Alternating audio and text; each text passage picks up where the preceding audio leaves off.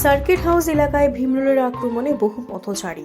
জানা যায়, circuit house এলাকায় পাশেই কোনো গাছে ওই ভিমরুলের বাসা বেঁধেছিল, কিন্তু হঠাৎই পথচারী লোকজনদের উপর আক্রমণ করে বসে। এতে অনেক পথচারী আক্রান্ত হয়। পরে তাদের চিকিৎসার জন্য হাসপাতালে নিয়ে যাওয়া হয়। এখনো পর্যন্ত 7 থেকে 8 জন ভিমরুলের কামড়ে আক্রান্ত হয়েছে। স্যার আচ্ছা, আজকে এখন পর্যন্ত কতজন আছে টোটাল? এখন পর্যন্ত ধরুন অ্যারাউন্ড 8 জন। মানে আসলে ঘটনাটা কি, মানে কিভাবে হয়েছে ঘটনাটা, স্টোরি কি? বেঙ্গুল বা যে মৌমাছি বলে বা বেঙ্গুল, অনেকে বলছে মৌমাছি, অনেকে বলছে বেঙ্গুল, অনেকে বলছে বল্লা, মানে মোট কথা ইনসেক্ট বাইট আর কি।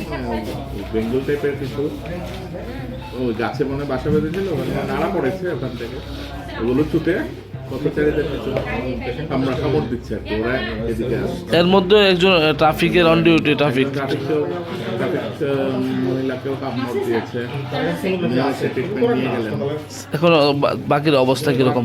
মোটামুটি সবাই স্টেবলই, সবাই ওষুধপত্র পেয়েছে। এখন একজন এসছে সিরিয়াস আছে, ওনাকে অ্যাডমিট আমরা করে দিয়েছি, বাকিরা ইঞ্জেকশন নিয়ে বাড়িতে গেছে। ঘটনাটা আসলে কোন জায়গাতে হচ্ছে?